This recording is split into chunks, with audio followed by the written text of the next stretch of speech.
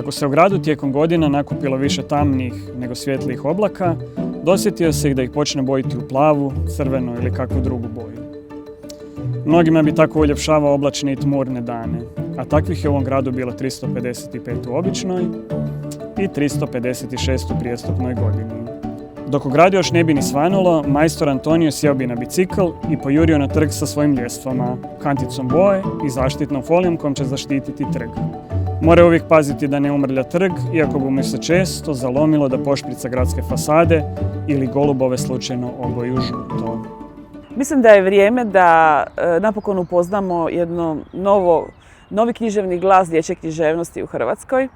Iako je Vanja već objavio 3 knjige za Iris i Liriku i prethodno svoj roman Prvijenac, nekako sa zadnjim romanom, kako je Fabijan pobijedio tjedan, je utvrdio tu svoju poziciju zaista jednog novog autora koji ima veliki potencijal da postane klasik hrvatske dječje književnosti. Čini mi se da je to autor koji zadovoljava i stroge kriterije struke, te da ga djeca jednostavno obožavaju čitati. Dakle, njegove knjigove su zabavne, duhovite, napete, uzbudljive, a imaju sve elemente zaista dobre dječje knjige. Pozdrav svima, danas ću vam prezentirati knjigu Tri mušketira koju je napisao Aleksandar Dima, a prepričao Vanja Obe. Knjiga je jako zanimljiva i puna avanture i borbe. Glavni likovi su 3 mušketira, a to su Portos, Athos i Aramis, a na kraju se pridružio i D'Artagnan. Radnja je smještena u Francusku i Englesku, a za vrijeme vladavine Luisa XVII. Knjiga i nema previše stranica, a puno je predivnih ilustracija. Djelo je genijalno, a preporučio bi ga svoj djeci, pogotovo od 1. do 4. razreda. To je jedna od najboljih knjiga koju sam nikad pročitao. Bok! Ja bih svakako preporučila djeci te njihovim roditeljima, knjižničarima te učiteljima da obrate pozornost na njegove knjige i da knjige dođu do naših malih čitatelja. Dragi Vanja, dobrodošao na naše druženje. Dobar dan i tebi i hvala ti na pozivu. Dobrodošao u Zagreb, to isto moram reći. Inače, Vanja Obad je rođen u Zagrebu i odrastao, ali više ne živi u Hrvatskoj.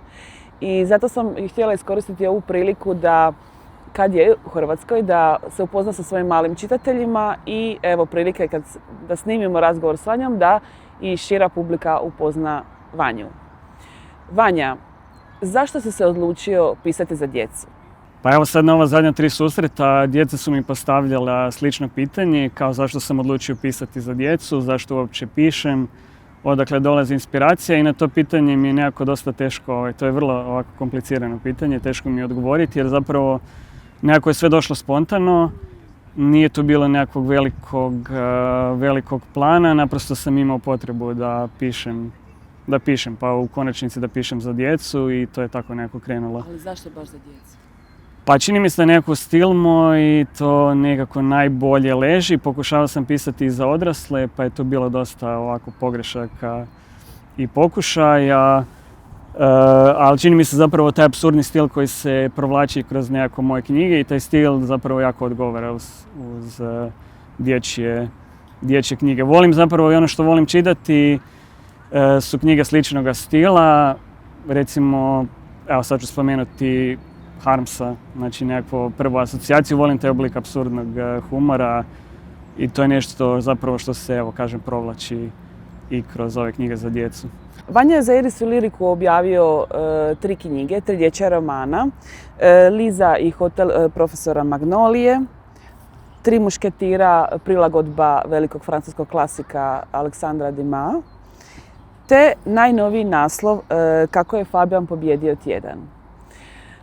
Zapravo u dosta kratko vremena smo nekako isporučili ove 3 knjige, u nekih 4 godine, dakle gotovo pa jednom godišnje napišeš novi roman za djecu. Dakle, ti zaista stalno imaš inspiraciju za pisanjem.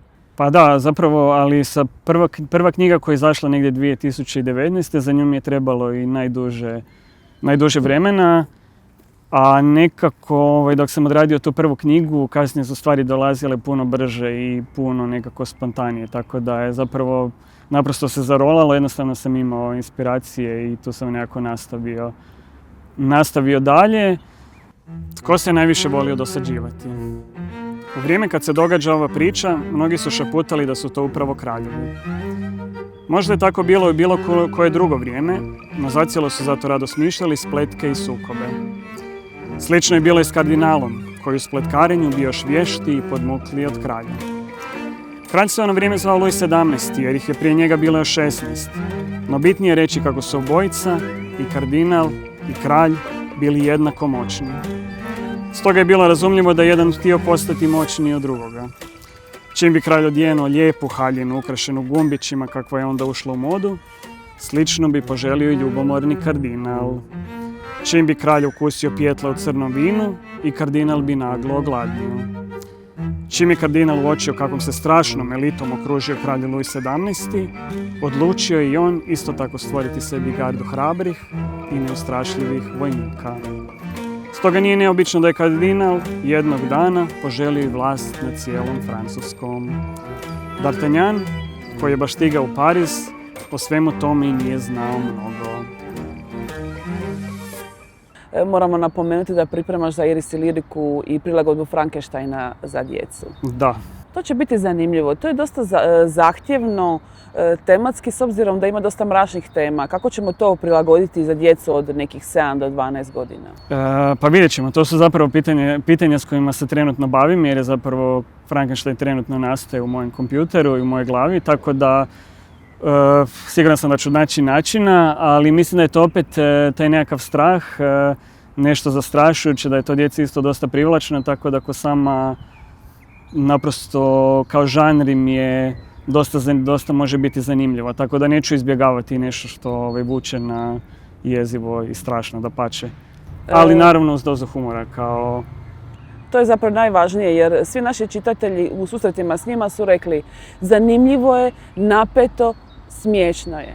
I zapravo želimo stvoriti te knjige koje će djeca gutati, kojima će njima biti zanimljive, a ne odraslima koje kao odlučili su aha, ova knjiga je dobra za djecu. Ajmo dopustiti djeci da oni odlučuju koje su knjige dobre za njih, ali da pritom budu i kvalitetne. Da, i zapravo pisati obrade, to mi je uvijek nekako izazov. Ti dok si me zapravo prvi put zvala da radim obradu od 3 mušketira, moj prvi odgovor je bio ne, nema šanse, uzet će mi puno vremena, ta knjiga je prilično obilna i zahtjevna za adaptaciju, ali onda nekako dok sam si promislio u svojoj glavi mi je to postao izazov, tako da sam se zapravo tu odlučio upustiti u taj izazov adaptacije 3 mušketira i dapače sad Frankensteina, kojeg zapravo jako volim kao knjigu i to... Zapravo si ti meni predložio Frankensteina. Da, ja sam točno. Ti si već razmišljala o Robinsonu, Crusoe i tako nekakvim knjigama, što nisam siguran da bi se htio rado upustio, ali za Frankensteina definitivno.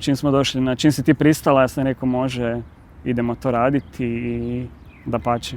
Moramo spomenuti i naše krasne ilustratorice i dakle mi smo i već odradili nekoliko susreta s djecom i uvijek smo dobili te dobre reakcije i ilustracije su im se jako svidjele. Dakle, Branka Hollingsworth je radila ilustracije za Lizu i Hotel profesora Magnolije, te Kako je Fabian pobijedio tjedan.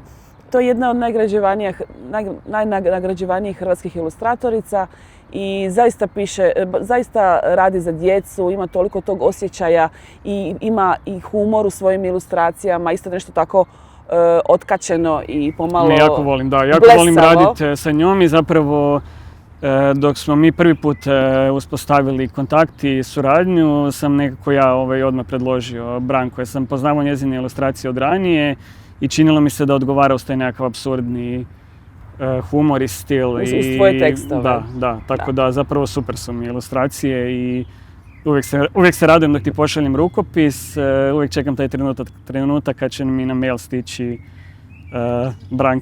Brankine ilustracije, njezina reakcija na tekst.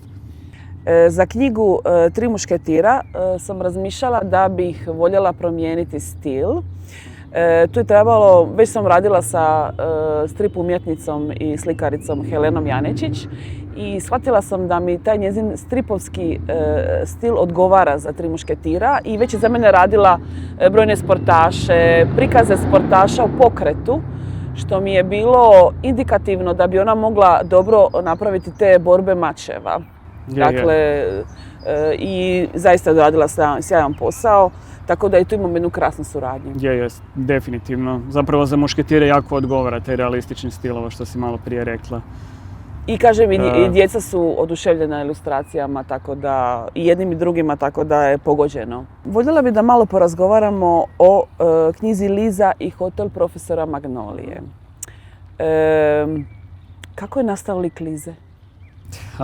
To mi uvijek kažem, to mi je jako teško odgovoriti. Ali zapravo priča se događa u jednom neobičnom gradu gdje jedan profesor Magnolija drži jedan hotel za životinje u koji dolaze zapravo životinje odbjegle iz gradskog zoološkog parka koji nekako nisu zadovoljni s uvjetima koje imaju tamo. Tako da se recimo jedan aligator kojeg vidimo ovdje na naslovnici odluči preseliti kod profesora Magnolije u hotel i živjeti u njegovoj kadi. A tu se pojavi jedna koala koja, zapravo problem je da koala ne može živjeti u prizemlju, nego razumljivo ona živi na drvetu i djevojčica koja stanuje u toj istoj zgradi odluči koalu vratiti u Australiju. I tu zapravo od toga kreće priča od avanture te djevojčice koja koalu pokušava spasiti i vratiti u njezino prirodno stanište. Nažalost, ta djevojčica ovako se jako voli, svaki put dok negdje krene se ona zagubi. Tako dok krene jasno razumljivo taj grad koji je prilično neobičan, kaotičan, sa puno čudnih likova, ona se u tom gradu zapravo izgubi. Evo, to je plot, zapravo neću sad pričati dalje da ne prepričavam cijelu priču. S druge strane, ta djevojčica je isto neobična ovako, ona živi sa 4 starije sestre koje su uvijek jako dobre, jako uredne, jako pristojne. Liza je sve suprotno od toga, tako da evo, mislim da će se djeci dosta zapravo i svidio taj lik raščupane djevojčice koja uvijek nosi 2 različite čarape na nogama i postavlja za njezine roditelje malo previše pitanja. Uvijek su zapravo ti neki nekonvencionalni likovi djece zanimljivi. Dakle, preposlušna i preuredna djeca koja uvijek se rade kako im se kaže, nisu zahvalno. Čak se te njezine sestre sve počinju, njihova imena počinju sa slovom A, tako da tu već postoji nekakav određeni red. Predvidljivost totalna. Da, totalna Ali predvidljivost. zašto je onda naš Fabijan takav lik koji voli tu predvidljivost? Fabijan je potpuno drugačiji lik od Lize. Znači, Fabijan je čovjek koji se plaši svih dana u tjednu, osim srijede. A zašto? Srijede se ne plaši jer je srijeda upravo ravna i jako predvidljiva. On točno zna šta će se dogoditi u srijedu i tu srijedu si on zamišlja poput jedne ravne crte. Za razliku od ostalih dana u tjednu koji su uvijek nekako kaotični, puni nepredvidljivih stvari, pogotovo vikend. Najviše se straši vikenda, recimo petka, subote i nedjelje, jer tu je zapravo najsigurnije se osjeća kad ostaje kod kuće. Ali kako je on izašao iz svoje zone komfora? Pa i njemu se nešto dogodi, zapravo pokretač priče je pismo koje primi od sestre, koja je potpuna suprotnost Fabijana, koja voli putovati, koja je stalno negdje na putu, a koja u stanu ima 2 mačke, Ferdinanda i Gretu, koja ima jednu anakondu koja stanuje na jednom raskošnom ovako lusteru i jednu biljku koju treba voditi brigu. I to je zapravo poticaj, nakon što primi sestrino pismo, da mora povesti brigu o njima. To Fabijana pokreće da i on na neki način se upusti i vidi šta mu se može dogoditi kroz ostale dane u tjednu. I što se njemu događa ostale dane u tjednu? Njemu se događaju priče. Zapravo svaki dan se dogodi nešto nepredvidljivo i novo, svaki dan se dogodi zapravo neka nova priča koju Fabijan putem čuje, koju mu ispriča neko od likova u gradu. Tako da zapravo ova knjiga je neka vrsta, neki oblik hibrida, ja bih rekao, između kratkih priča, između romana ili novele. Zapravo se nisam ni ja do kraja odlučio. I zapravo to je priča o pričanju priča. O pričanju priča, Dakle, taj storytelling je uvijek u pozadini sveg kreativnog što radimo i na kraju ima i tu dimenziju, dakle, metatekstualnu. Opet, jako je dinamičan roman, zabavan je djeci, te su priče jako neobične, evo možeš samo spomenuti neke od priča koje on čuje. Pa evo, svaki dan se zapravo ono što je neobično za Fabijana i to da njegov tjedan ne kreće od ponedjeljka, njegov tjedan kreće od srijede, tako da on broj dane srijeda, četvrtak, petak i tako dalje. I svaki dan se dogodi jedna priča, recimo jedna od priča se događa u jednom gradu u kojem su svaki dan neprestano tamni i mračni oblaci, nije ovako sunčano kod danas u Zagrebu. I onda jedan soboslikar odluči, ok, ja bi trebao uljepšati taj grad, a mogu bi to učiniti tako što ću ofarbati oblake. Tako da se on odluči ofarbati sve ove sive i tamne oblake, što zapravo također pretpostavlja puno problema, jer M vjetar može otpuhati oblake, M boja može zakapati grad i tako dalje. Da ne prepričavam sad cijelu priču. Tu su priče recimo jednom pantomimičaru koji se jako slabo služi riječima, dosta je nespretan sa riječima, ali se zato jako dobro služi sa pokretom.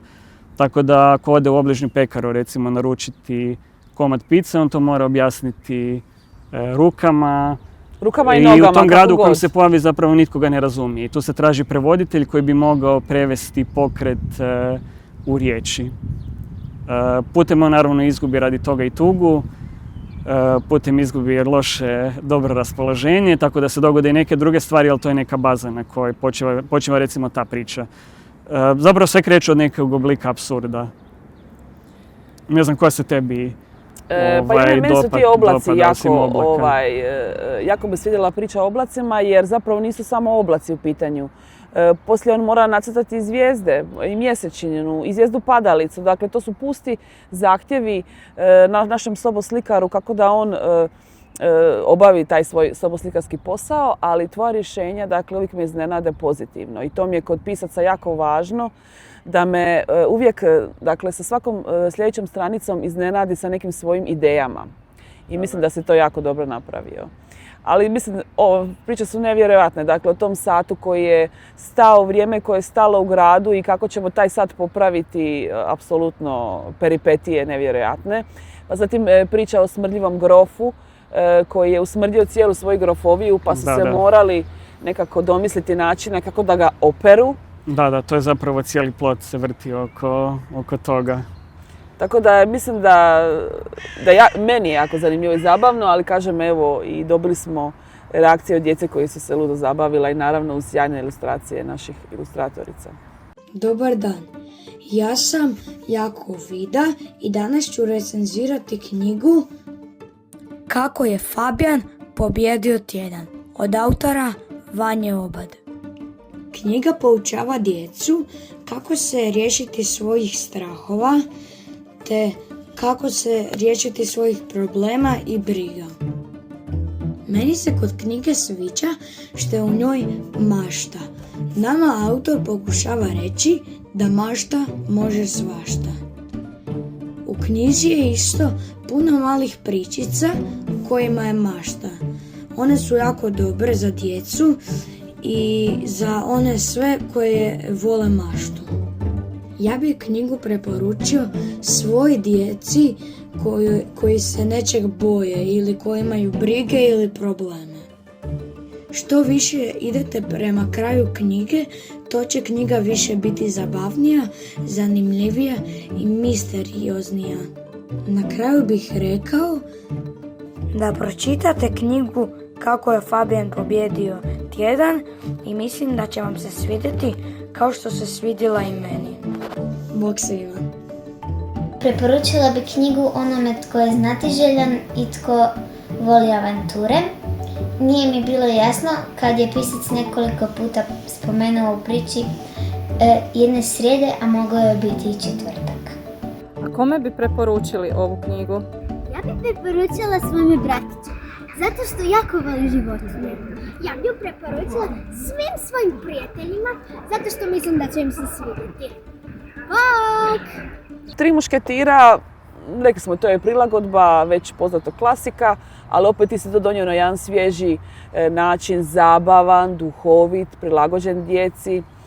I moram najaviti da smo sa Mačevalačkim savezom Hrvatske dogovorili da ćemo na jesen napraviti jedan mali mačevalački turnir, radionicu u kojoj će se djeca upoznavati sa osnovnim tehnikama mačevanja, imati priliku možda prvi put uzeti mač u ruke. To je baš dobro zato što sam ja napisao obradu od 3 mušketira, a mač nisam. Zapravo držao sam ga kao dijete u rukama, onaj plastični mač. Tako da evo, napisao knjigu i obradu, a mač nisam imao u ruci. Da, tako da evo. veselim se mi ćemo susretu predstaviti i da, i knjigu i napravit ćemo isprinte ilustracija, dakle to će biti jedno zanimljivo druženje, sportsko-književno druženje. da, super. Tako da, Super, ali kažem, to mi je bio, evo, Tri mušketira su mi bila izazov, nisam prvo bio oduševljen. Kažem, sjećaš se, mislim da sam ti rekao kao da ipak to ne bi radio, ali onda kako sam počeo razmišljati, zapravo mi se učinilo kao izazov, a učinilo mi se isto zapravo kao dobra meni vježba. Jer radim nešto što je možda malo mimo mog uobičajenog žanra. Što te općenito u životu inspirira? Svašta.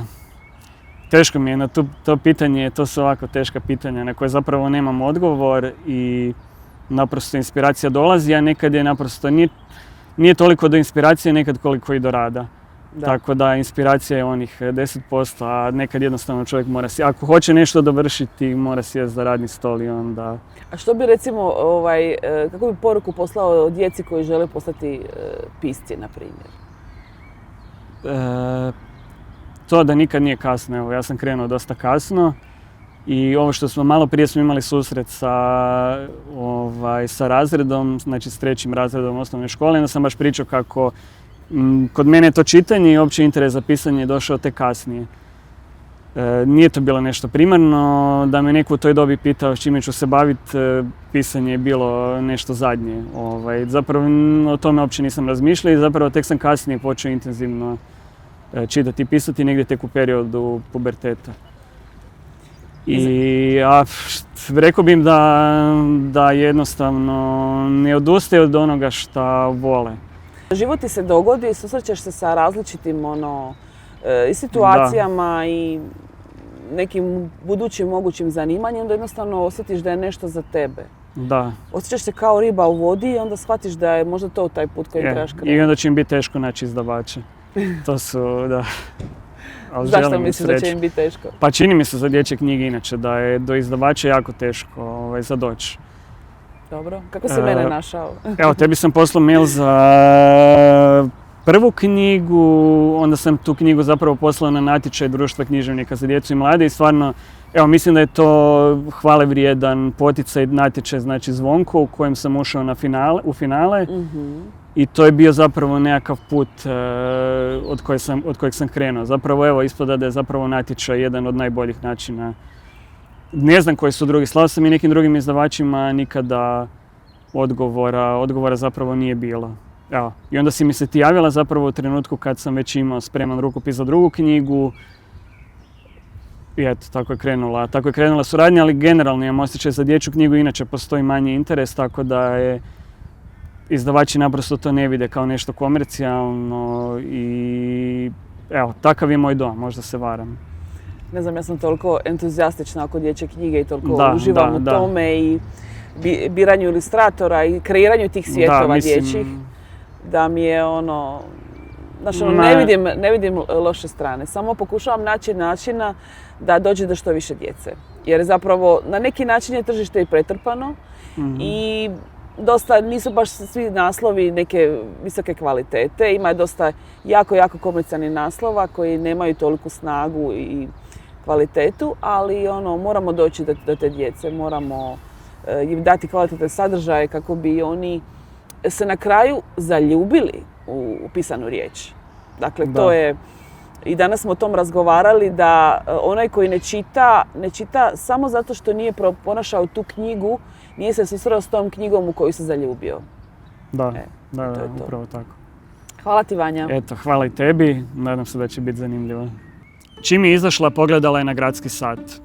Istina, u gradske se satove više nije mogla pouzdati otkako ih je urar počeo namještati prema vlastitom ritmu.